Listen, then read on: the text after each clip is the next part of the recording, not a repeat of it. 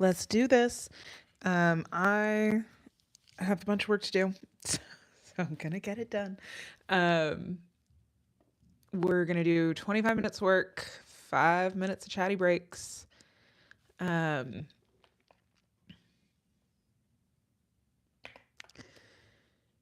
I'm gonna exit out of stuff that has information. Ooh, did somebody else sign up? Fun.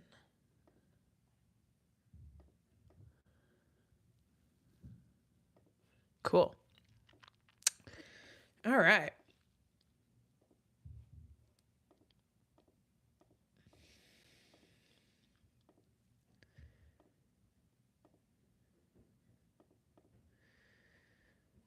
Ooh, am I gonna have people do a spectrum responses? Maybe. Maybe I'll have them do it when they come back from stuff. Okay, we're gonna get started. Hello. Welcome to the live. Hope you're having a good night. Let's do this.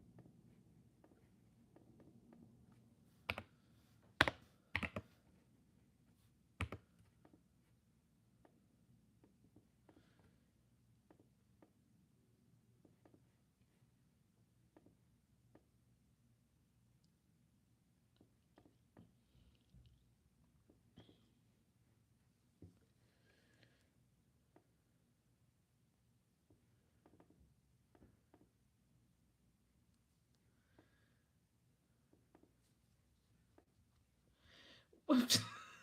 How did that happen? Oh, whatever. This chart. I honestly can't even really look at it that hard because I'm kind of losing my mind about it. I can probably make this into that. This angle is like sorry to everyone who's good at this. Like, what a nightmare. That'll work, I think. Ugh. Let me do my due diligence. Let me check.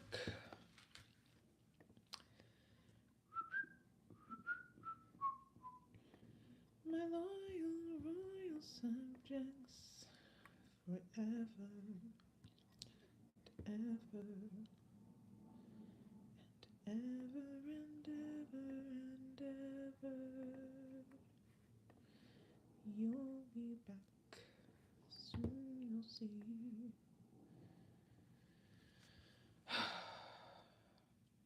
Now, what does that look like?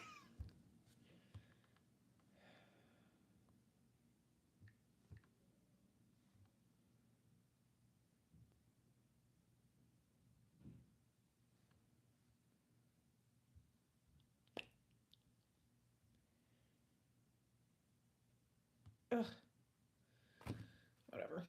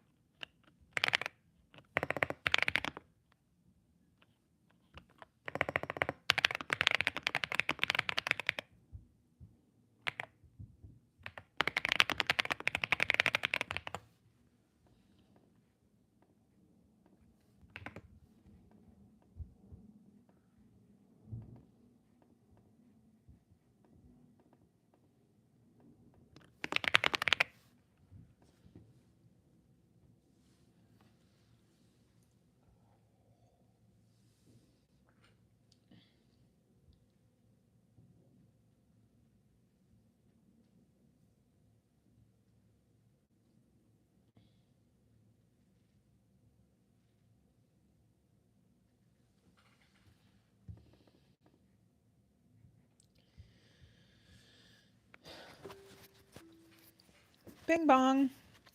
Time for break. Good job, you earned it. We're doing 25 minutes now. I'm so sorry to be singing Hamilton under my breath.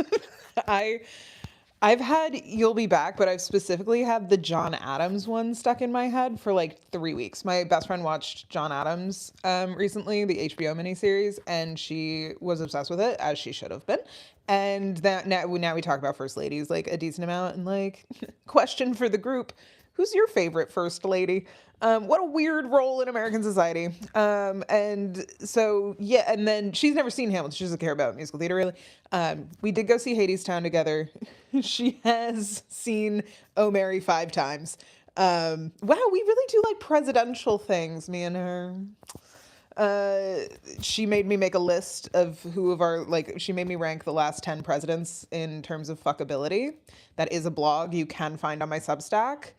We did ignore the war crimes, and the current guy isn't on there because he stole the election. But like I acknowledge that they are all war criminals. But yeah, yeah. I love history, and presidential history is really fascinating, especially the early stuff, because it's not about who was president. As Hamilton did teach many people, it's really about who wasn't. Like, I'm waiting for the Henry Clay musical to come out, because that guy, talk about always the bridesmaid, never the bride. They kept being like, we're gonna make you president, just hang on one more. Oh my God, that's so cool. Congratulations. That's fucking awesome. My ex, this is really mean, but my ex and I used to always, we loved Dear Theodosia, but only his parts. And so I have like a very specific Lynn impression of him going like, "Oh, Philip, you are the morning sun." My God, I haven't done that in years. But Leslie Odom Jr. is so great. He also, fun fact, in Gilmore Girls, plays stuffy Princeton guy. And I didn't even get to the part of that impression that is the best part of the Lynn thing. Look at my son. But it's not. Look, if I wrote a genius musical, which for all that Hamilton is like flawed and created very flawed perceptions of the founding fathers, it's a work of genius. Like, just in terms of the musicality, like if it's not about the real if we imagine it is not about the real people, it's an incredible work of art. If it is about the real people, I have thoughts. But like the ability for him to like interweave all of their melodies and all of the comedy is really good. But like, yeah, it's, here's the thing. Kevin Smith, when he talked about putting himself in Clerks, because if you haven't watched hours and hours of Kevin Smith answering Q&A, oh boy, do I have a fun rabbit hole for you. He talked about like when he was making Clerks, he was like, if I'm gonna do this, I want to be in it. Like, I'm not gonna make a movie and have no proof that I made this movie. And that's how Silent Bob was born. And so I do feel like with Lynn, it feels very like, yeah, I couldn't get, like, it's not that he couldn't get cast. He's talented enough. Like, I think he's less stick out in the Heights, because I think like Hamilton is one of the most talented casts of all time. And not that In the Heights wasn't, it just wasn't across the board fucking superstar after superstar in the same way. And I really think that you're gonna put anyone up against Leslie Odom Jr. and they're probably gonna get smoked. Like, Daveed Diggs is doing a very different thing, and like I was a Clipping fan before Hamilton, and one of my big life regrets is that I didn't get to go see Daveed Diggs at this like really intimate gig he had in Portland. Yeah, like, and Lynn, like, I think, Hamilton's a really hard part, like, and he deserves to be in it if he wants to be, but I also get to roast the discrepancy in talent between the voices on one of the most romantic songs in the thing. Like, not romantic, but like, you know what I mean. It's just like, it's such an adoring song. It's so good. And then Philip, like, fuck, here he is. But yeah, big fan of the original cast of Hamilton. Daveed Diggs and Chris Jackson and all of them were great. George Washington's Going Home. If I hear that at the wrong time of the month, I will cry. I only saw Moana like once, but then I did listen to the Moana soundtrack when I was on vacation in Hawaii with my ex who grew up there. And I was like, wow, this really does work. Um, yeah, Quiet Uptown, incredible.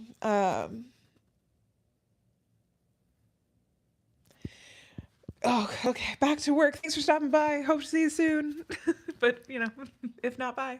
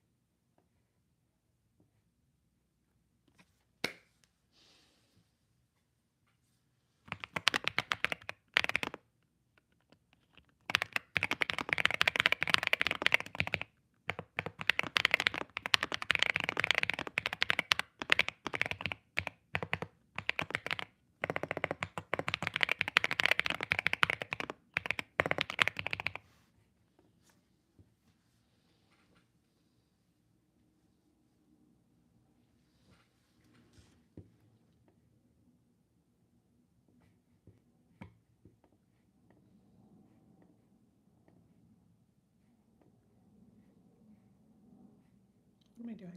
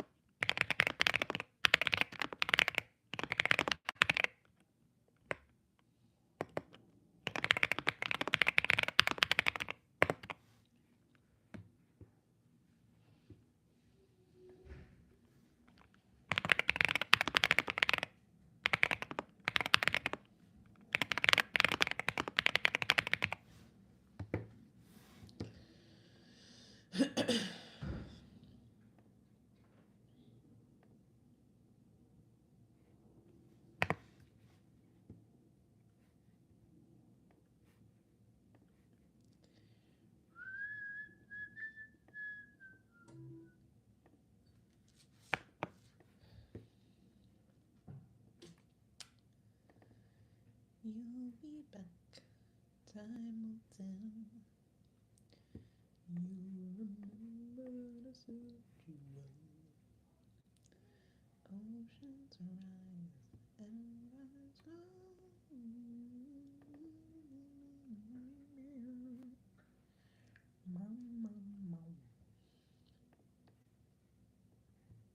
Oh my god, this is fucking massive. It's so funny.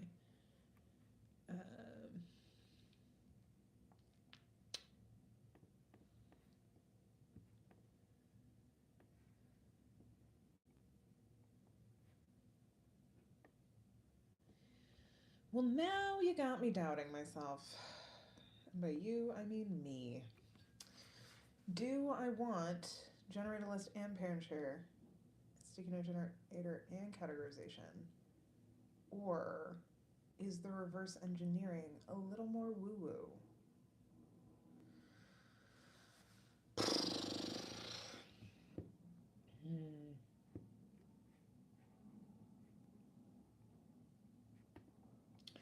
Ah, well. It'll be good. These are more likely to be used, if I'm honest. No offense to reverse engineering, but everybody gets so skittish about it.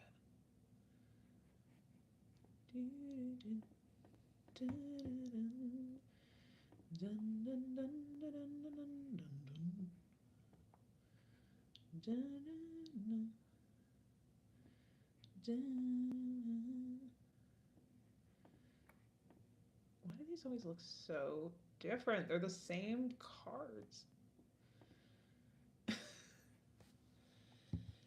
Make your own kind of music. Sing your own special song. Wait, really? They can't. That's a huge bummer.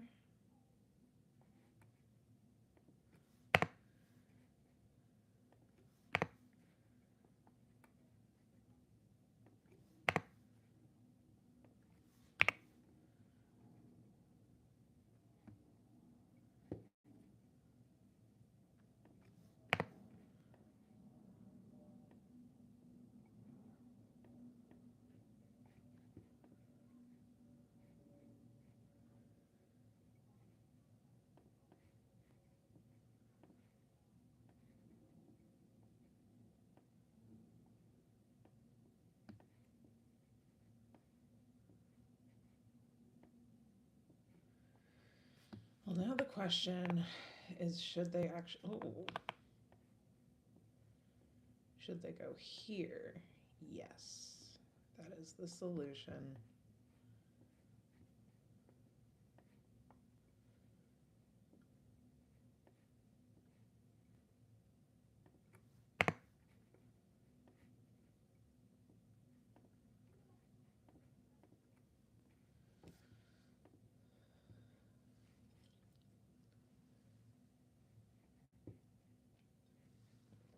Can I link this? Oh, baby.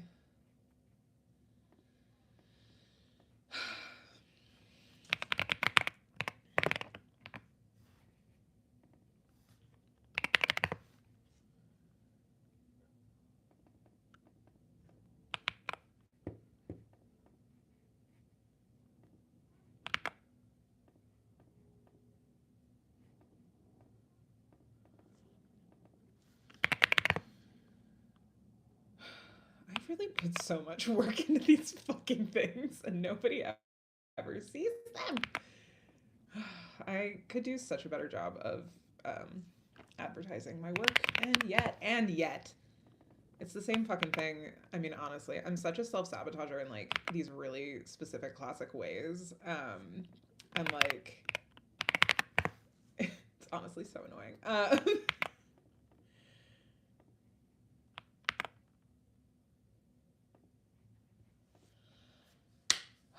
I'm realizing I should have been making the Canva for this simultaneously. It's gonna be fine. It's gonna be great. It's gonna be fun. It's gonna be great. Okay. I could just download this as a PDF, couldn't I? It'll look better on Canva. We'll see. Um,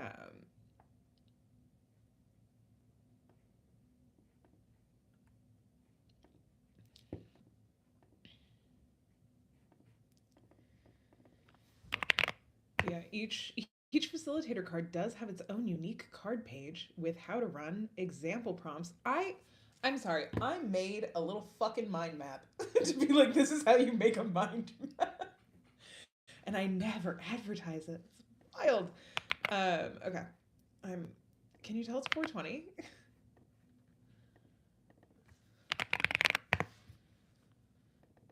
Everybody cheer for how much.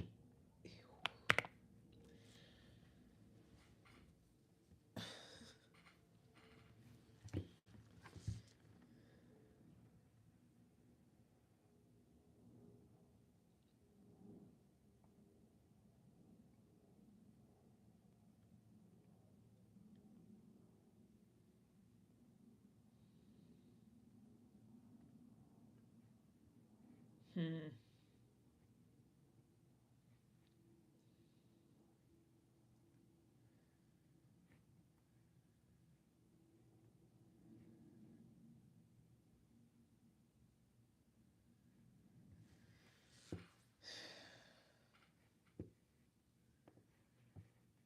Okay, the great news is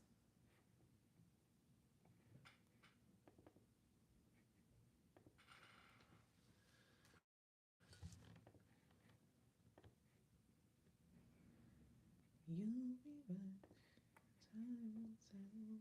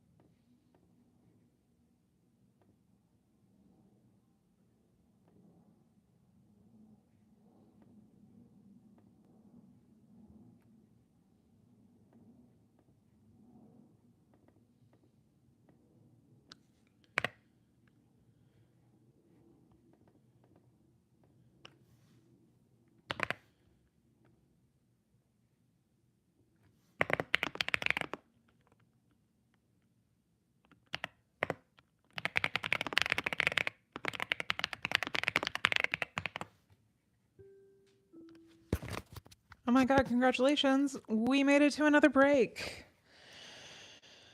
Okay, I'm starting to believe in myself in this workshop. I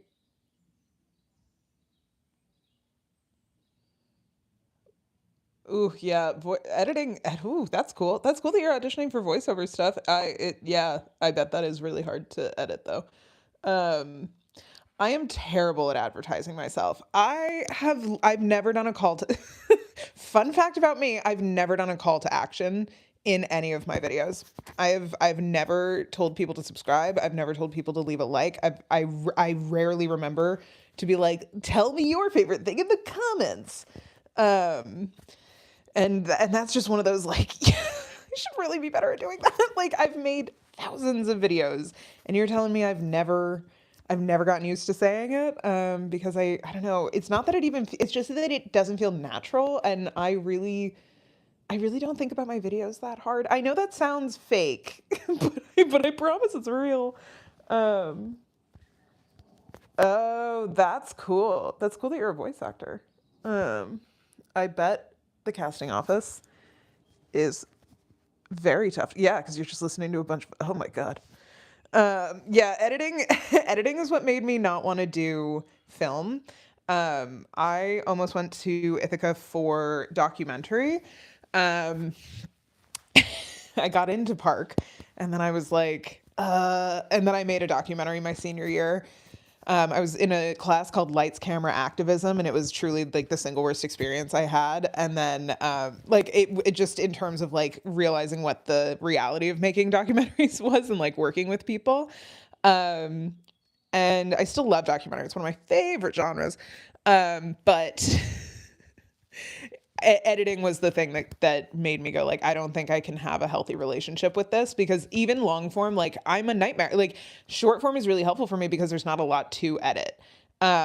Whereas long form I get very obsessed with the edit.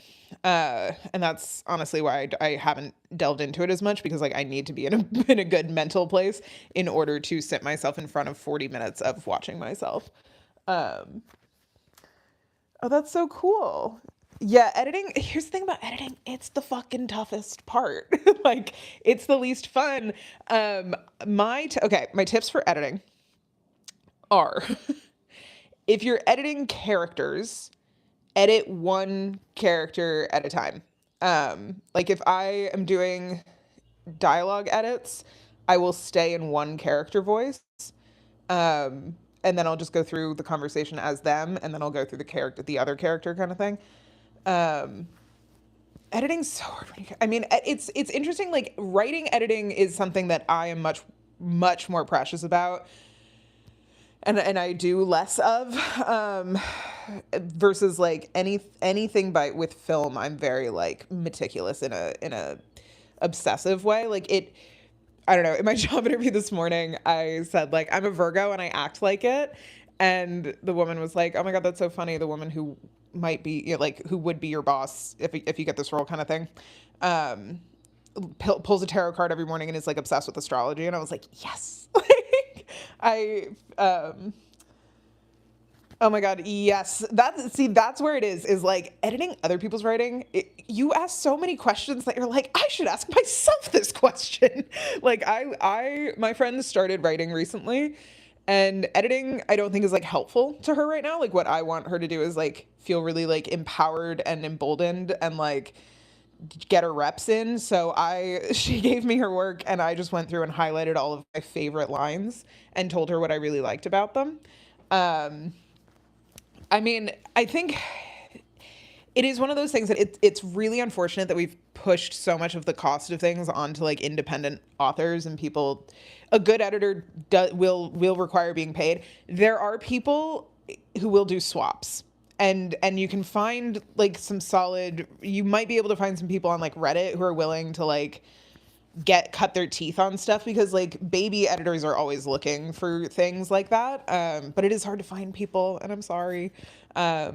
I know Tumblr used to be like so many of my friends used to find their favorite because like being there, I feel like being a beta reader was like a thing. You know what I mean? Like it was like an honored, it was like an honored role in the fandom. Oh, no, break's over. Okay, back to work. Good job, everybody. This was fun. Good luck on all of your editing. Godspeed. That sounded much more religious than it is. You know, it's the agnostic version of that word.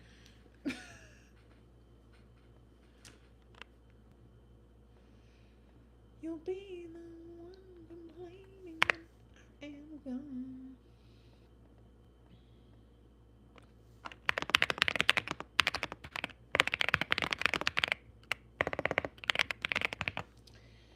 Oh no, all of these were wrong.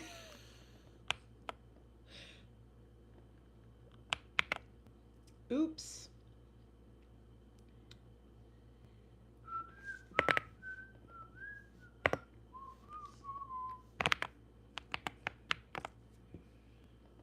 And no, don't change the subject. 'Cause you're my favorite subjects.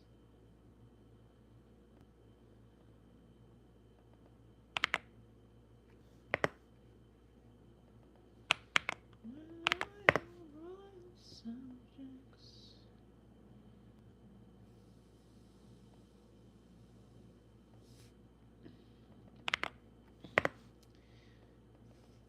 Ever and ever and ever.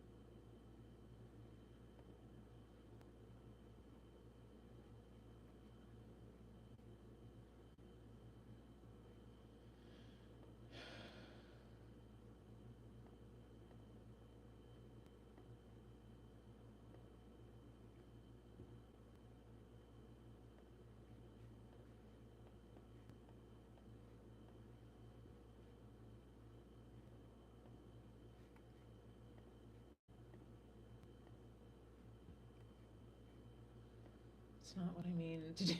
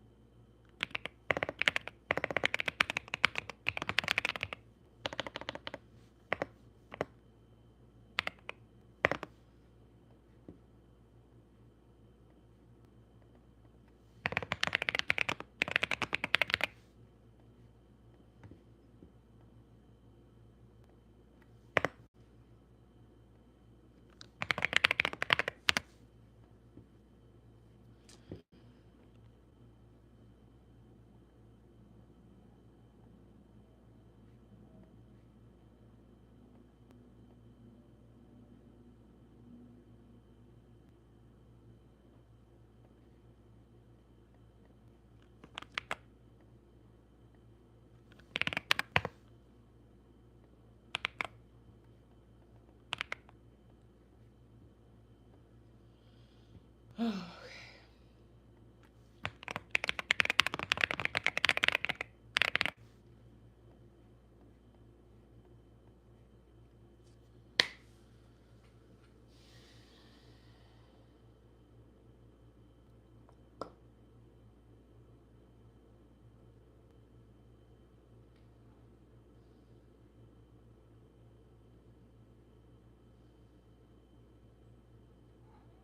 Hi.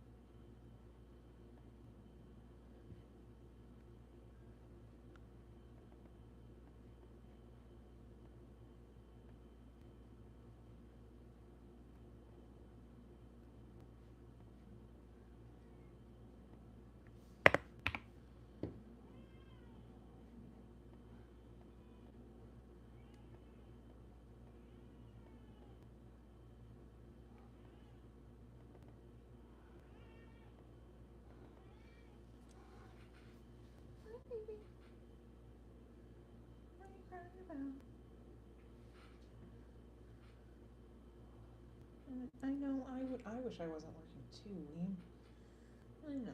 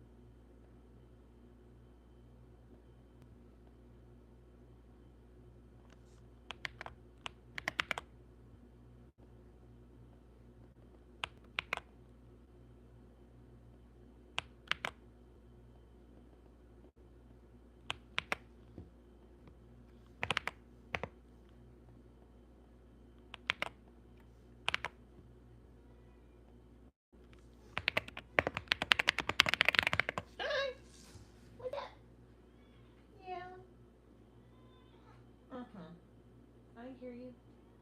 You're okay. It's okay, baby. I don't know why you're crying so much. I think you just want to hang out. I want to hang out too, Weem. Believe me. I know.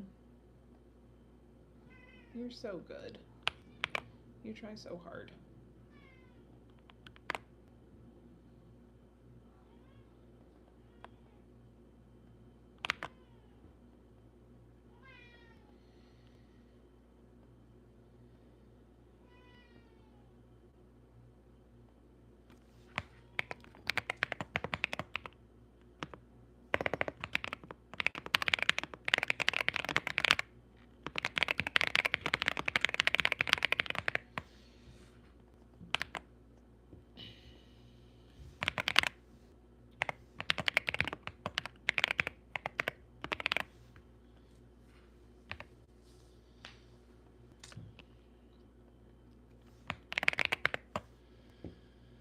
Okay, let's see.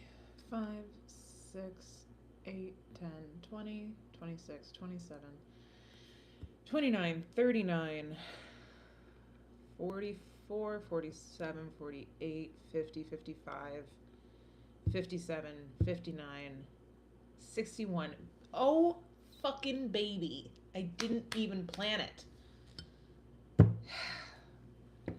Break right at the hour.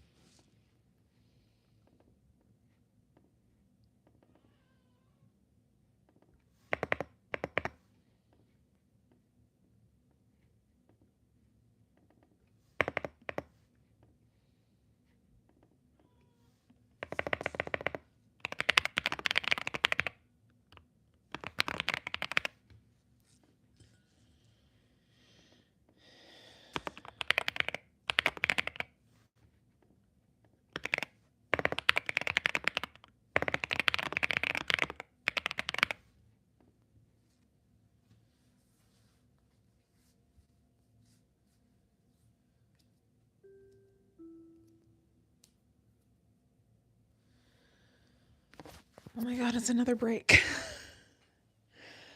Oh, I'm so worried that I've like fucked myself on this, but I know I haven't, you know? It's just, ugh, and I have until 1 tomorrow.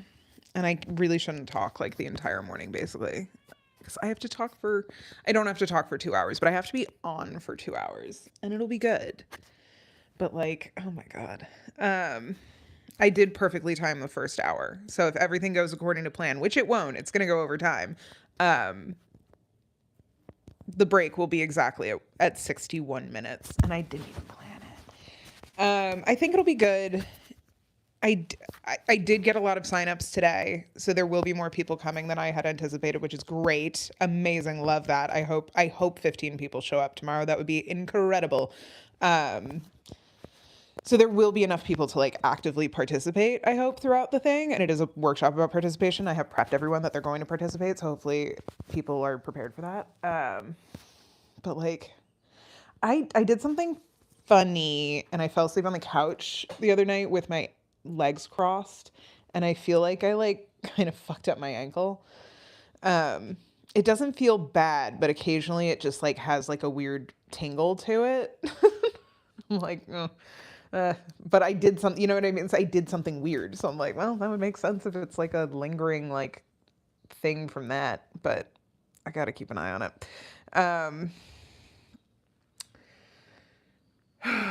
So I'm excited. I'm excited that this workshop's going to be over tomorrow at 3. I'm hopeful that I'll hear back from this job by like Friday. Because like I don't want to make plans. Yeah, exactly. Like it just feels like it's coming back online, but it doesn't feel bad. And it's not happening when I'm walking or anything, so it feels less scary to me. Like it's not from pressure. I think it's just like everything's healing, you know. And it hasn't happened really since that first day. Hell yeah, dance degree. I was a dancer once upon a time. I love dancing. I don't think I've ever posted dancing videos on YouTube, but I have dancing videos on TikTok. I fucked up my knee and I had to stop dancing for a long time. But hey, performance is performance. Honestly, I think dance is one of those things that anytime people talk to me about like, I can't dance, I'm like, yes, you can, and I'll teach you right now. Like, you've literally just never been taught how to shift your weight from the ball of your foot to your like heel and stuff. Like, it's fine. We're gonna like, at any time people are like, I can't be light on my feet, I'm always like, jump. Now jump and try to land softly. Look at that. You're light on your feet. Like, it's really just that so many people never get a good dance teacher. So many people had terrible dance teachers if they even did dance. But a lot of people just don't ever feel comfortable enough in their body to try. And I have always been fat. I grew up fat, and like my dance teachers were mad at me about that, which is a psychological nightmare. And so I'm always like, if I'm comfortable doing it, it makes other people feel like, oh, I'll be comfortable doing it then, which is always good. But I thankfully not only love to dance, I love to choreograph. So I still do that sometimes. Yeah, I thankfully like ballet never did it for me the way that I was always trying to find like jazz funk classes in like the 90s. Like I did tap for a long time. But hip hop, like early hip hop, was really great for me. That was where I flourished. I like anytime I could find like Broadway jazz style, but I didn't like jazz. Like jazz was too stuffy for me personally. I didn't like prepping before doing turns and stuff. Like I was just very like, no, just let me have fun, let me dance around. But like looking cool. Oh, that's really rad. Contemporary is very fun. I loved contemporary. That sucks, and I'm really sorry that happened. I didn't make my high school dance team, and 3 people like threw a fit about it because it was very clear that I only didn't make it because they wore unitards, like full body, like full sleeve, full length unitards, and I was like, why? That doesn't look flattering on any high school girl. Like, what are you doing? And Doris was so mean to me. But she was also like really mad. You know what I mean? Like she was just mad that I wasn't thin. Like, that's so weird. Looking back, like when you grow up and you realize how adults treated you, it's like, what the fuck was happening? Like, okay. Guys, we can do it. We can do one more stretch and then we get a 10-minute break and then I might be out for the night, but I believe in us.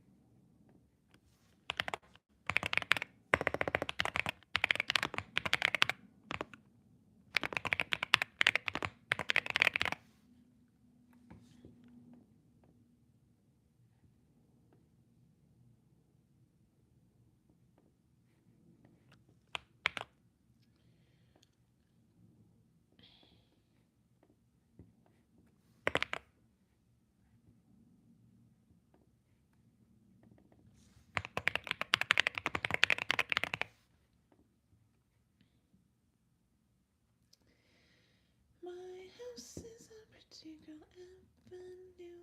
My house was especially built for you. Some say it's a place where your dreams come true. My house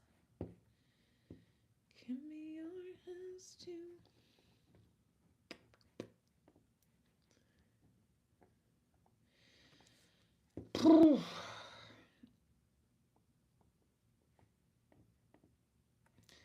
We are, you know, said it. We are.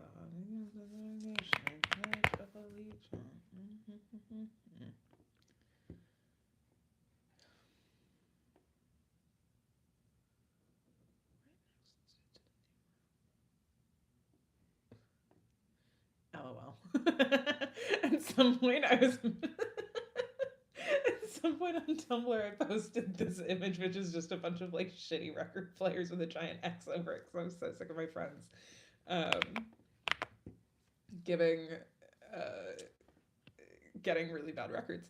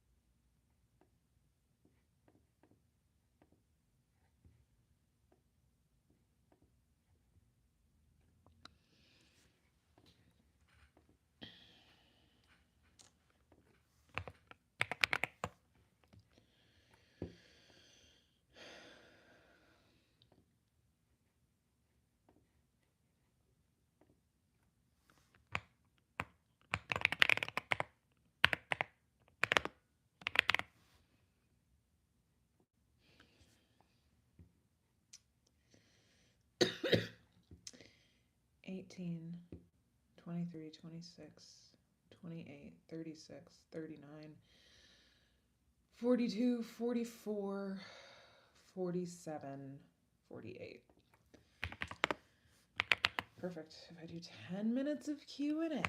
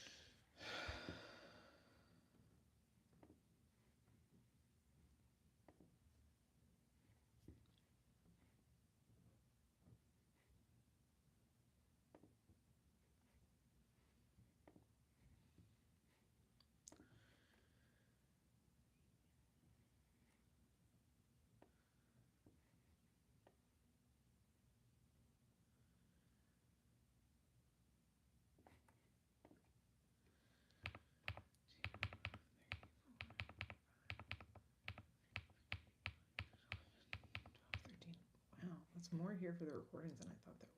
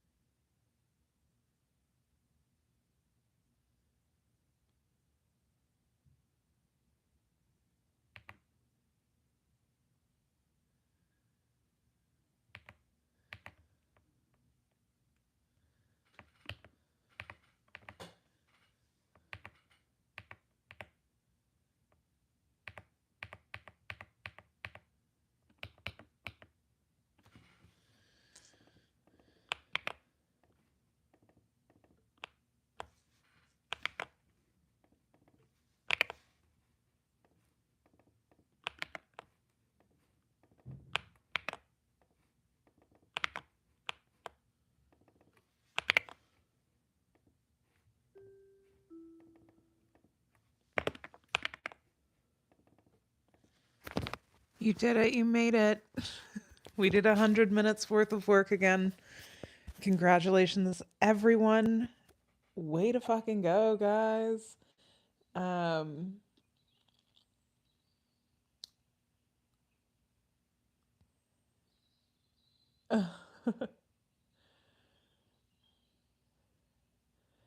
Congratulations to everyone. This is so cool. I love reading back through this. That's so cool. Yay, we did it. Everybody give like clap for yourself, or you can do like ASL clapping. Um we did it. Congratulations. Doesn't it feel great to be productive? Isn't it so much better than not being productive? Um I'm exhausted. Um it makes sense. Of course I am, but I'm also like not doing all the things that I keep being like, I gotta do that, I gotta do that, I gotta do that. I really like being productive together too. I'll be honest, this is so nice for me. It keeps me so focused. I don't check other like I'm not fucking around. Um I This might be the single most annoying design choice I've ever made. To italicized one fucking word.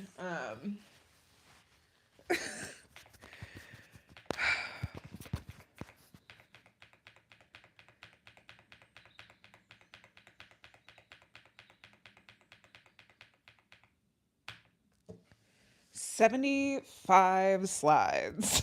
I did it all today. Um I'm glad it's helpful. Body doubling is so helpful. Accountability buddies. I occasionally do these with my friend on FaceTime where we'll just call each other and do this. And I literally like flip my camera around and have it focused on the little Pomodoro app while I'm writing. And it really is so helpful. Like the thing about humans, we're a connected species. We are supposed to be living together. Like, unfortunately, one of the things about me that's true is that I love living alone. And the other thing about me is that I know humans are not meant to live alone. Like, um, that's so fair. Yeah, with friends, it's really hard to concentrate. And I do think that, like, that's what, not to be like, that's what facilitation actually is all about. It's like somebody has to be the facilitator. And when you're with friends, it feels so spoil sporty to be like, no, guys, like, let's focus up and do this. I do think if you say, like, we're going to have a hard start at this time, um, people react better to that also. Okay, here's the thing. I'm going to show you a little hack. If you are on Zoom, what you can do, oh, I've been on Zoom this whole time. That's great. What you can do is you have to be the host for this. Okay, wait, I'm going to zoom in so you can actually see this. And I'm going to change my name. It's actually not my name. Great. Okay. Dee. Hopefully you can kind of see that. So the button is called apps. And when you click on it, you can search for it and just search for timer. This is my favorite app in the whole world. And then this timer will pop up. And when you click it, I guess my camera has to be on. It shows up in the corner. Hello. And so if you're doing things with friends, I find it very helpful to put on a timer and be like, okay, we can chat for 15 minutes. And then once the timer's up, we have to go do work. And the other nice thing about the timer is that you can set it to have different sounds. So you can like make it go off. So like when everybody hears, oh, sorry, I'm not talking into the microphone. When everybody hears like the beep sound, everybody knows. So you don't have to cut people off because like that's really hard with friends. But yeah, it's built into Zoom now. Isn't that so great?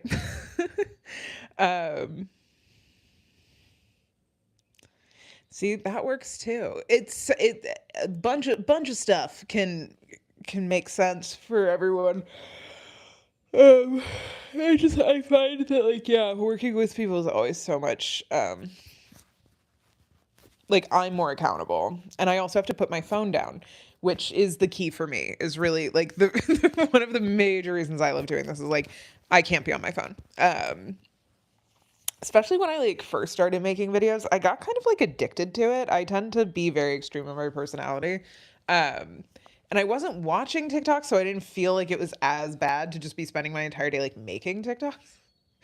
Um, yeah, I mean, I was one of those people who would go to the library and still fuck around. Like, I don't find it easy to hold myself accountable for this kind of stuff. So it's been like working from home has been a real challenge in that way too.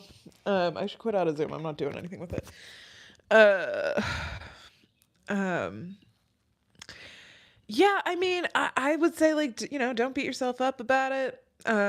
Keep it casual. I made a goal for myself to post every single day, and so far I've stuck to that pretty well. Oh wow.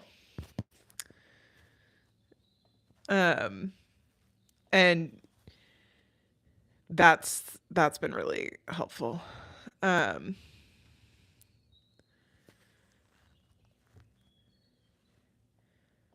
See, what's nice about I want to read through my comments. I'm gonna give YouTube comments a lot of fucking credit. People on YouTube watch the whole video. People on TikTok do not watch whole videos. Because I asked for people's favorite Ilya moments, and I've gotten a bunch of comments, and I'm sure they're gonna be really fun to read.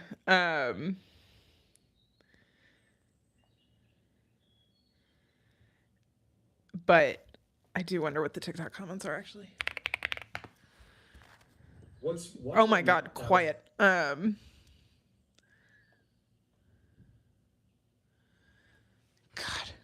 there is like no good way to check just your. Oh no, there is. Oh, good. My RFK video is going around again.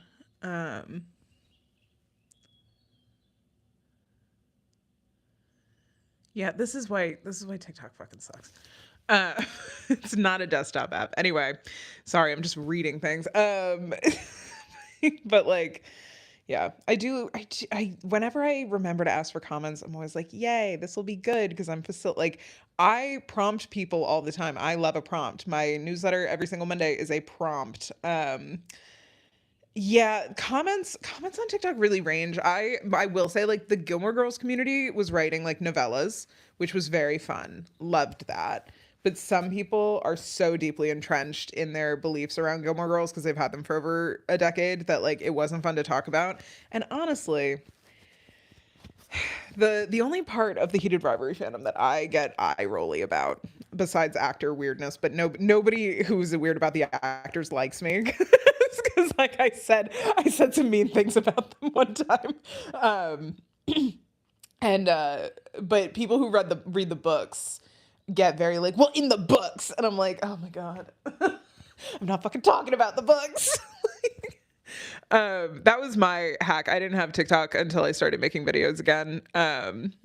Because yeah, I'm with you. It's so the YouTube Shorts app. I'm so grateful that everyone has discovered me who has via YouTube Shorts because I don't know how they did it. YouTube Shorts for me, like my YouTube algorithm is like such a nightmare, and I'm always really mad about it. But it was helpful when I was weaning myself off TikTok because I was like, these videos aren't even good. Because TikTok kept showing me. Okay, the thing about YouTube is that it shows me so many Amazon affiliates because one time I wrote actually one of my favorite articles I've ever written on Smoke Show, where I talked about the videos of women packing their Stanley cups. Um, I was cranking for a minute there. I was really having a good time. I thought my life was gonna look real different this year. No, get crippled by sadness. It just what a it's fine. It's fine. We're digging our way out of the hole. Is that how you get out of holes? Do you dig? Do you like dig a tunnel up? Um, you climb. Yeah. So I am really obsessed with the form of modern influencing that's just Amazon affiliate link bullshit where people like live their life on camera, but it's like clearly just every single product, like the restock videos and all of these like ASMR videos. Like I don't know why Gen Z is so into videos that are just like it's very weird to me. Like it's like all the ASMR stuff is so strange. And the restock videos and the Pack My Stanley videos, which half of them were rage bait, half of them were literal rage bait, and the other half were sincere. And like the idea the idea that all of these women were like, pack my Stanley to go on a walk, and that it's like it's flavored water. And that's a whole other conversation. We could like, it doesn't matter that people are always drinking flavor, but like it's a thing that a lot of flavored water culture comes from barometric bypass surgery. So like there's a layer to fat politic that goes into it that nobody ever really appreciates. And or at least like mentions. And they all have these like little backpacks that go around the Stanley. And then in the backpack, they're putting the Hailey Bieber lip gloss, and they're putting an aspirin, and they're putting a moist towelette called Wipe My Tushy, and they're putting like a hairbrush and all these, and they're like, because it's to show how much it fits, and it's like, and a credit card and all this stuff. And I'm like, that is so heavy. Like Stanleys are already heavy. Like insulated tumblers are already heavy. And then to add a bunch of stuff to it, it was just like to go on a walk is just like what? And like to me, it was always hilarious because I'm like, what are these revealing about people? Like what people are putting in these is like some kind of reflection of the current state of America. And it's like, ladies, ladies going on these little suburban afternoon hikes, apparently. Are you shitting yourself outside? Like what's happening? Are you not in control of your bowels? And like, are you getting this many headaches? Do we need 4 hair ties? Are you worried? Are they breaking on you a lot? Maybe we should figure out how you're tying your hair. This just doesn't feel like anything.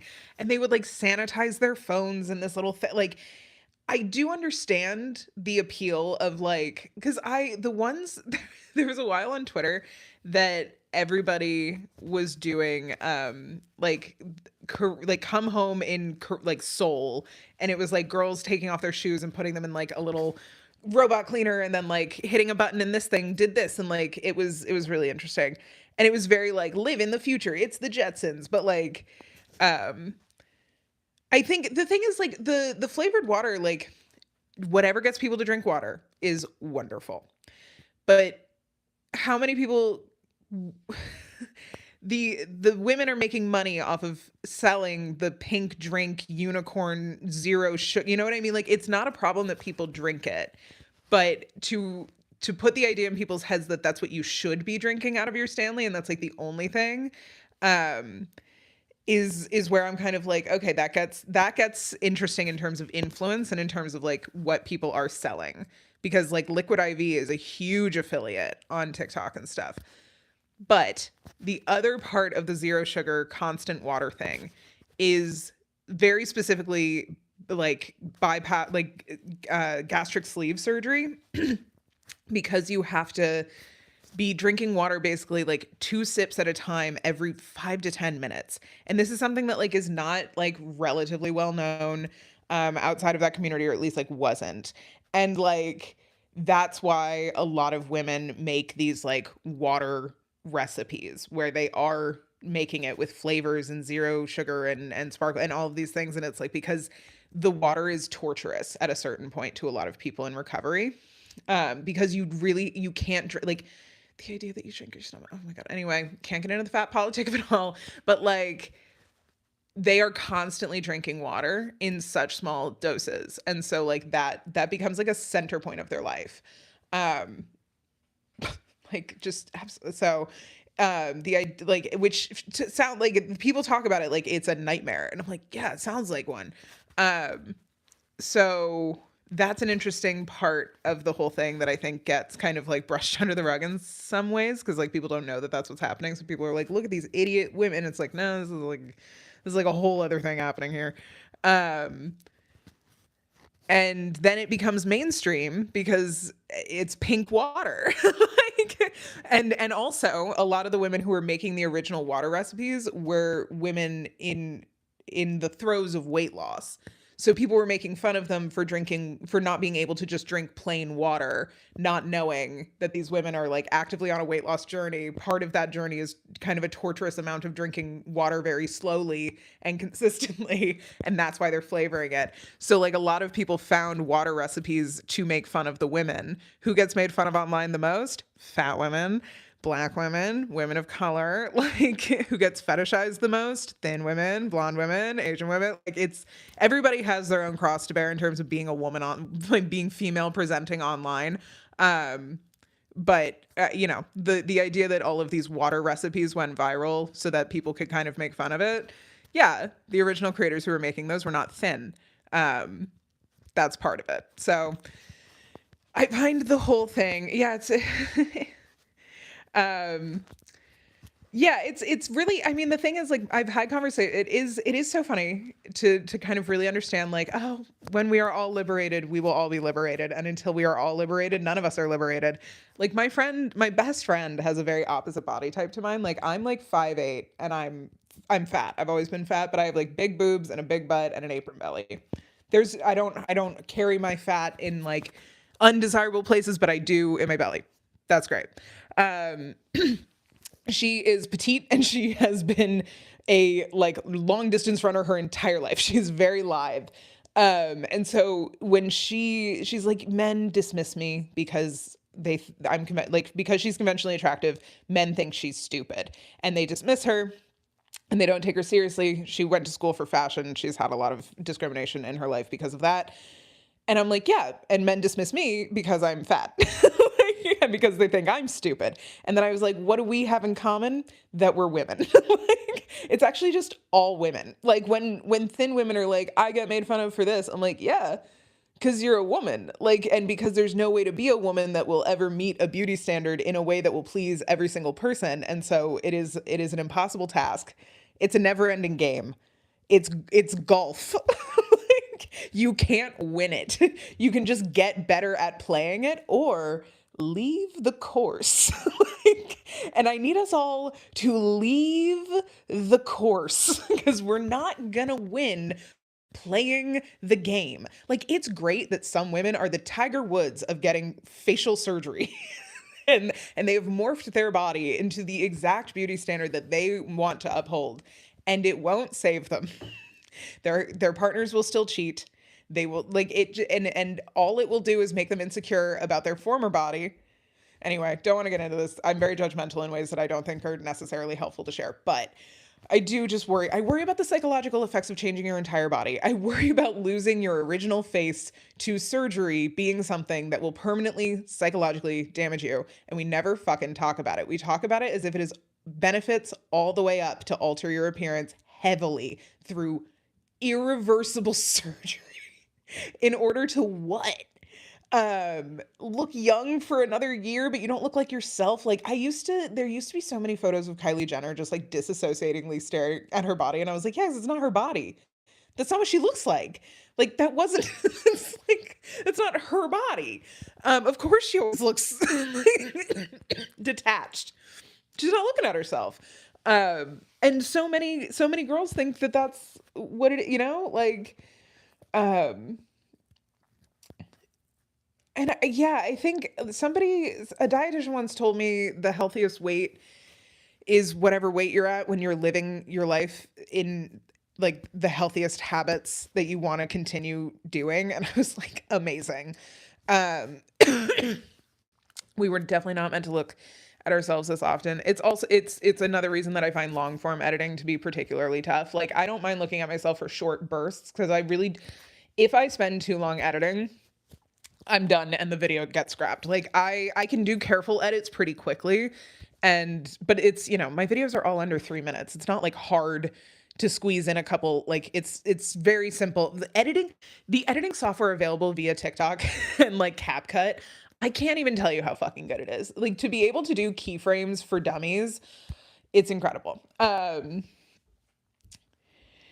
Exactly. I couldn't agree more about just like the idea that it gives you confidence. And I talked about this the other day. Like there's a creator who I really respect and admire. She's a food influencer and I find her fascinating. And I think her stuff's really good. She did like a do all my appointments in New York day with me. And I always love watching those because I live in New York. And sometimes people have recommended things and I'm like, cool. One of the things she did is she went uptown and she got Botox in her forehead. And she said, I don't like forehead wrinkles for me. And then she went, personal preference, in like this really kind of cutesy little, like, don't judge me voice. She also gave a code for the surgeon. So obviously she got it for free in exchange for promotion. And I was just like, it's not a personal preference. Like I wish like I know this is mean, but I do wish these girls would just admit like upholding the patriarchal beauty standards. Like, I understand that for them they do feel more confident, but I also I understand that what made me feel confident finally in my body at any size was liberation. And also like and there are people who get like Botox has real medical purposes. For people who need Botox, for people who need cosmetic surgery, like reparative cosmetic surgery, that is an incredible thing that we have advanced. Like the idea that people can move forward with their lives in ways that they couldn't before if they have migraines, if they have suffered like certain nerve damage in their face and half their face droops and Botox allows it to not. Like there's real medical uses for these things.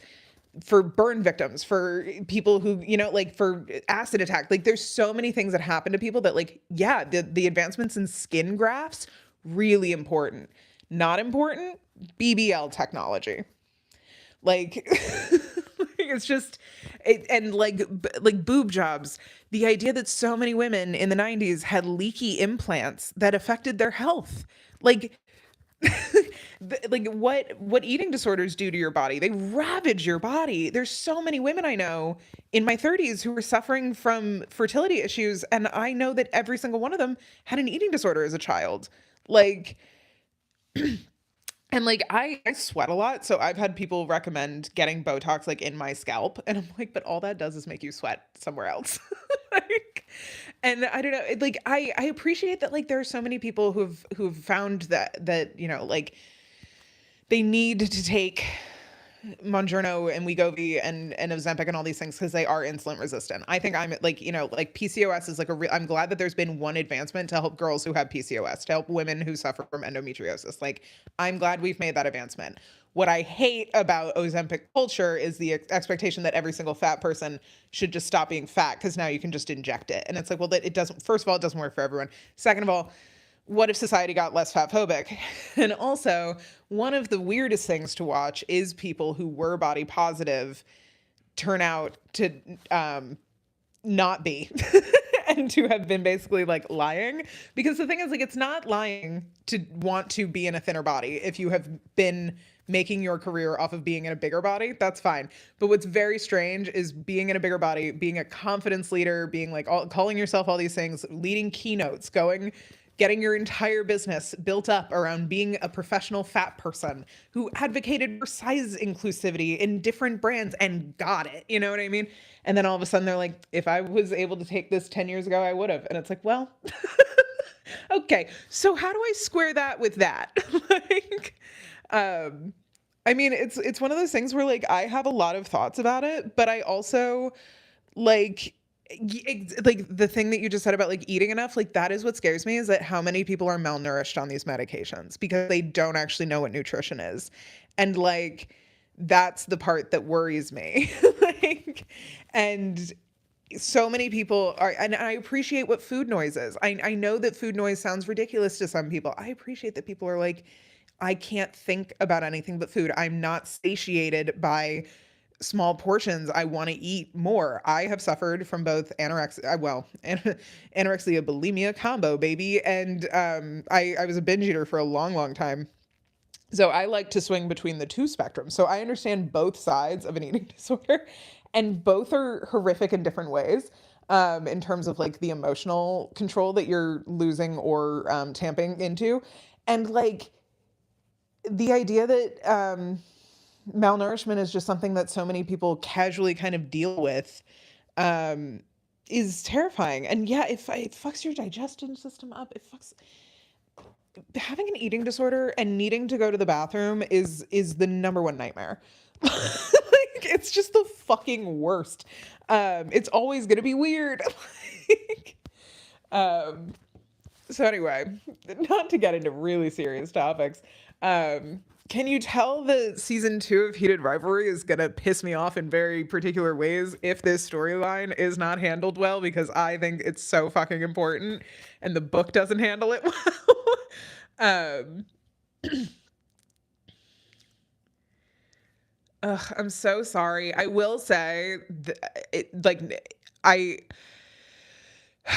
getting treatment for eating disorders, I think is one of the most re-triggering things that happens, and it happens to all of us. Like, I really hope that you don't feel like that was any kind of like personal thing that you could have done better with. Every single person I know who went to group therapy for their ED just learned more tips and got better at having one.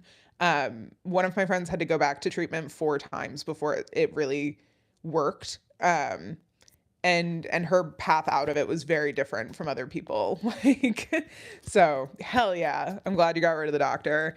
It's so hard to find medical professionals sometimes, and like it feels so discouraging when you find a bad one because you're just like, I don't even have the energy. It's like when you get a job and you're like, this isn't the job I wanted, but I don't have the energy to keep looking right now. um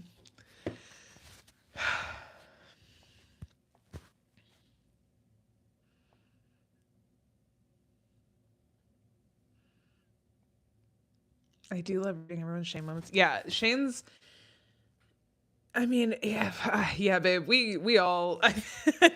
I think everybody is a lot closer to that line than a lot of us, admit on a regular basis. I don't think you can live in this society and not just be constantly triggered by it. I mean, even right now, I'm triggering myself around. Like, not. I'm not actually. I would stop talking about it if I felt triggered, but like, I didn't trigger warn this, so I'm sorry to anyone that this was the thing sprung. But like, yeah, I think we live in such a disordered eating culture. There's no way to have like it's the same thing with a lot of bad things right now under capitalism. It's impossible to have a normal relationship with money. It is impossible to have a normal relationship with our bodies and like a neutral. And that's what I'm always pushing for, is just body neutrality. I just want to think about it never. I just want to think about it not at all. Like, it, as long as I don't have any glaring health issues, my body is not up for discussion. You know what I mean? Um, I agree. I think Shane is one of like the most compelling characters accidentally. You know what I mean? Like, and I just, the fact that Shane had a glaring eating disorder, um, and then was was like kind of comedically fixed, but also the fact that nobody seems to mention that Ilya is binging. Like, this isn't just him eating unhealthy food. He is purposefully seeking out a lot of nutrient, like not nutrient dense food. Um and it feels like it's in like, eating disorders are all about control, including binge eating, but binge eating is often not seen, it's seen as like a different thing. And so it's fascinating. Like, um, so I hope it's handled. I hope it's handled better. Um, but I'm also like, there's no way to handle it that won't trigger people and trigger discussion. And I don't. I don't know. I'm not getting ahead of it, and I'm not being like, I'm probably not going to discuss it, but like, there will be different things that happen with season 2. Oh my god, it's 12:45. Okay, I have to go to bed. But this was so much fun, and I'm like, okay, wait, I can stay on for like 5 more minutes. Let's end on a better topic. Because I don't want the last thing I talked about to be food. Yeah, and the control thing is really interesting. Like, control is such a fascinating motivation, and the idea that we have any control over any part of our lives is a fun lie we tell ourselves all the time, because like, we're impacted by so many millions of other people's decisions all the time. And so it does make sense that the decisions that we make 18 million times a day, which is what am I going to put in my mouth, becomes something that we fixate on. And when society tells you it's better to be small, it's hard to resist that messaging. Individuals are not at fault for systemic problems. That's just true always. Like, but I did we and yet I see you participate in that society. Me talking about eating disorders as if I'm not just every day going like, and we will eat breakfast. You will not just have black coffee. Um One of my friends became vegan to solve it. She was like, I wanted control, but this is at least like healthy control. And everybody's like, that's not actually, you're not supposed to have restricted eating. And she's like, fuck off. um, this is so great. Yeah. It's, we just gotta all keep trying. Um, it's so funny when people are like, oh, so you're a socialist with money. And it's like, yeah, I'm not a communist. Like, there's a fucking difference. My friend and I talk about communism as this really funny thing where people are always like, communism's a nice idea, but it doesn't work. Like, I'm like, we should start saying that about capitalism. Like, capitalism was a nice idea, but it didn't work. Because the thing about communism is like it doesn't always work at scale, but it works really well on communes. So we know that it can work in small scale ways. It's just when it reaches larger scales that it gets corrupted by power, because power corrupts. Like, the power is the problem. And if you want some of my more woo-woo shit, I kind of believe that power is like a separate entity, and it inhabits different roles. Like, and what I mean by this is like, there are certain, I think energy exists outside of us and within us. I think we are constantly creating, engaging with, leaving behind, adapting to the energy of anything. But also like just take I fucking hate mentioning it because I hate who the president is right now. But like, the president of the United States, when that man, because it's never not been a man, is not the president, he does not have as much power, which means the power exists outside of the man within the role. The role is what grants the man power and not the other way around. And that's really interesting because that means that power inhabits you rather than you inhabiting power. And so power wants to survive. And power is corruptive because that's how you can accumulate the most of it. Dictators. Like, one man making decisions that affects tens of millions of people. Not to once again gender it, but there's been very few women leading genocides over time. Have they been involved? Yeah. But usually it's a guy with a fucking mustache. So this was great. We moved from the light topic of eating disorders to dictators. But yeah, I think power exists outside of people, and it is constantly trying to survive, and it is like a virus, and men fall prey to it very easily, because they want to hold on to it as much as possible, because the scariest thing about having power is the ability to then lose it, which is why all of the billionaires are constantly terrified that they'll be broke tomorrow, and they don't even want to like pay a little bit. Like, the more money you have, the more worried you are every single day about losing all of it. So we all actually have the exact same amount of money stress. We just react to money stress very differently. Like, the people who don't have money, one, are criminalized for it, so that's different. But when you start making $400,000 a year, you start making decisions that require you to remain stressed about money, like buying a second home, because you're in a society that says when you make a certain amount of money, this is how you tell people you make that money. You buy a cottage and you renovate it. And so, like, what is that if not power trying to once again exist in a very particular, and like, power within capitalism is represented very specifically. Honestly, here's the thing: benevolent dictatorships are often pretty good. We don't have a lot of them, but we do it places like work. That, like, we have a lot of these mini models. Like, most workplaces are not democracies because it would take for fucking ever. Most unions are not true democracies, because true democracy requires a hell of a lot more than guided representative democracy. There's a reason that we don't, I mean, I was about to say there was a reason we don't do direct voting in America, and they're all racist. Like, oh, God. I'm cursed with knowledge that the 3/5 compromise was a thing that the North made up. so I constantly have to explain this to people because they're like, they didn't, in the South, they didn't even count the enslaved people that they had as people. And it's like, do you think that the South would have wanted to reduce its own population representation in a new country where your amount of population determined your power in the House of Representatives? Or do you think that was something their brethren up north came up with so that they could undermine the populations of the down south so that they could be more in charge of leading the actual policy in this country because they did think they were better than people who owned enslaved people, because that's crazy.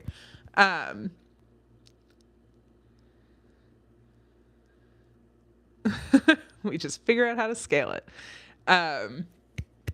I will say one of my favorite side effects of talking about like, it doesn't happen so much on YouTube, but on TikTok, everybody has Canadian flags in their bios.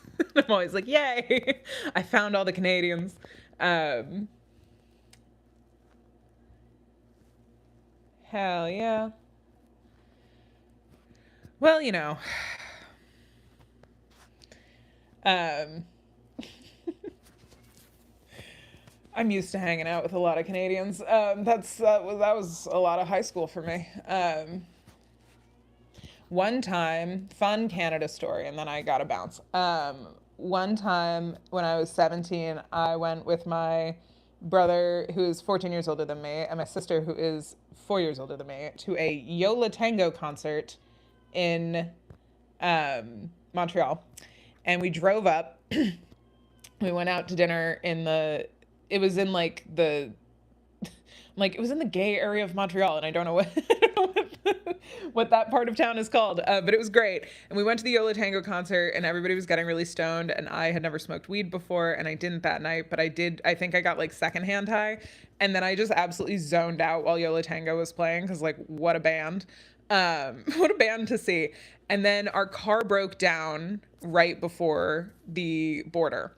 So like, the engine was overheating, so we tried to get coolant, didn't work. So what ended up happening was my dad had to drive up to Canada and we had to call AAA, and they came from the Canadian side and they towed the car to the border.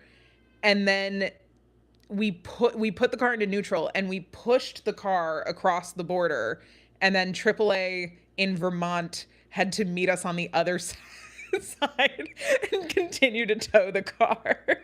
That sounds right. It was a really cute area of town. There were a ton of nightclubs, and a lot of very, very beautiful men wearing big old cargo pants and teeny tiny tank tops, because this was 2009. And one of them was having a very flamboyant conversation on the sidewalk that my sister and I used to quote all the time. Yeah, it was fun. Which is going to Montreal for an 18-year-old's birthday was like a rite of passage in Vermont. It was fun. It was a good time. Clubs in Canada are some of the only clubs I've really ever been to. Solid. Like, Montreal is a great clubbing town. When Ilya wants to go out in Montreal and get laid, I'm like, good job. Oh, that's so funny. Yeah, I spent most of my time in Canada in Montreal, but occasionally we would be in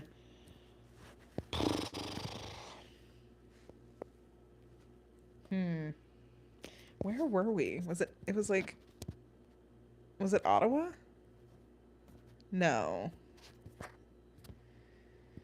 My dad worked with a guy who owned a cargo plane company, and he had like a compound outside of, I think it might have been Ottawa.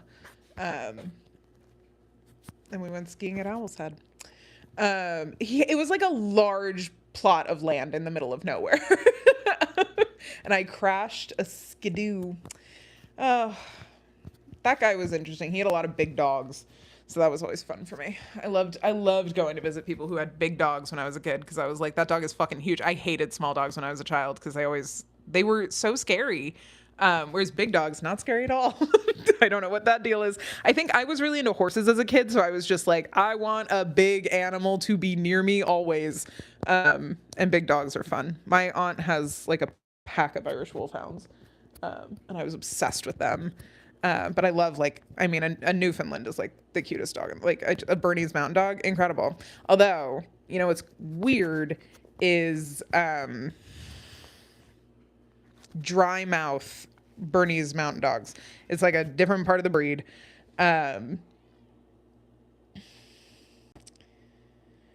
Oh, that's so fun. Where are you moving? Okay, I do have to go to bed. And I'm so sorry to cut off all of these wonderful Canadian connections. I'm almost like, we should start a Slack channel or something. Everybody exchange information if you want to now. Um, this is so funny. Um,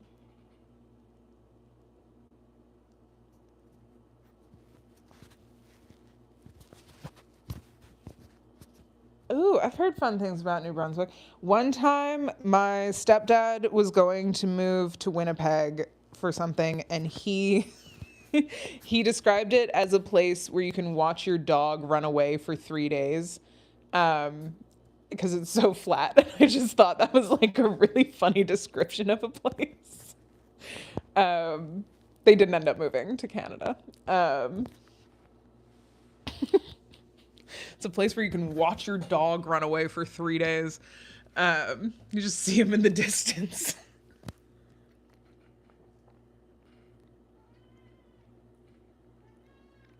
Beavers are cool.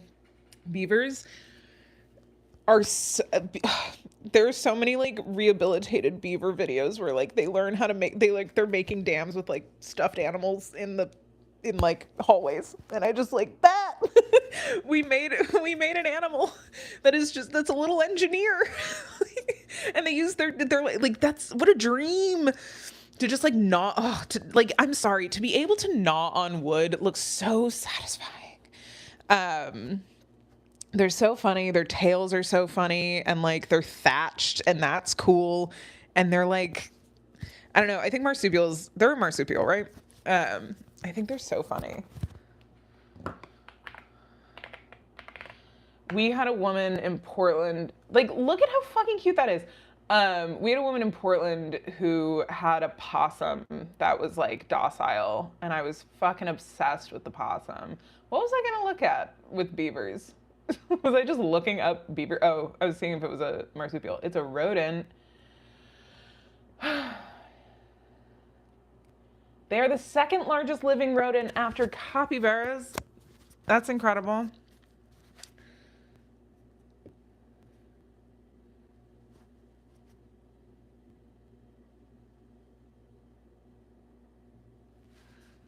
Huh. Capybaras are very funny. Okay, wait, let's all look at the image of the peaceful capybaras, and then I'm gonna go to bed. Capybara in yuzu.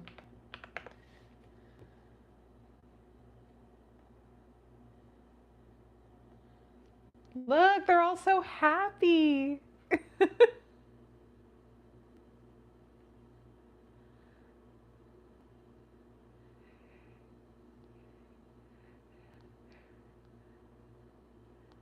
I wish I was a capybara sitting in a pond of yuzu.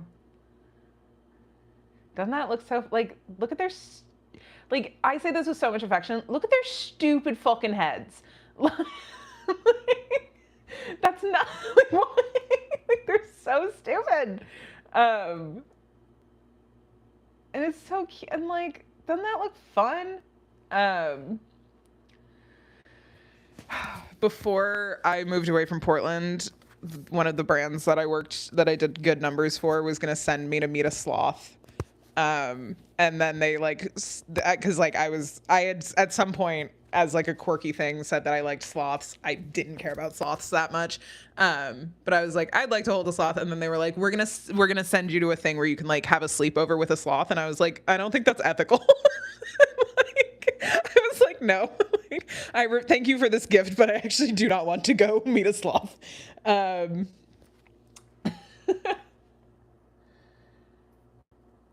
I am actually like so curious. I should learn more about beavers. I find them to be so interesting.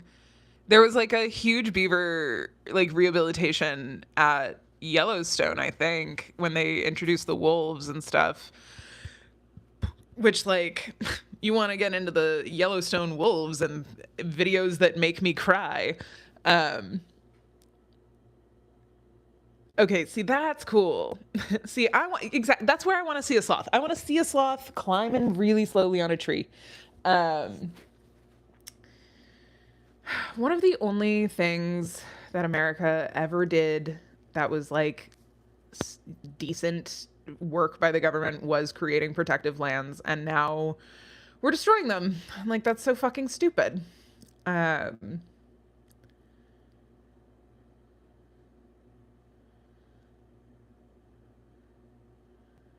huh. They eat bark? There is some disagreement about why beavers select specific woody plants. Some research has shown that beavers more frequently select species which are easily digested, while others suggest beavers principally forage based on stem size.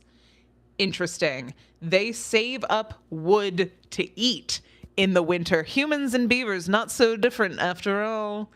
Um, okay, weirdly enough, I have actually seen a nutritional label for wood shavings because one of my food reps used to carry it around with me. I mean, like, I knew they like chewed trees. Like, I know they can like eat it, but like, I didn't know they like stored it. You know what I mean? Like, I didn't realize they were like addicted to wood. Like, that was like one of their big old things. Um, I did know about the Canadians airdropping wolves into Michigan. And if you haven't seen the West Wing Big Block of Cheese Day episodes where they talk about Pluie, boy, have I got an Alice and Janney scene for you.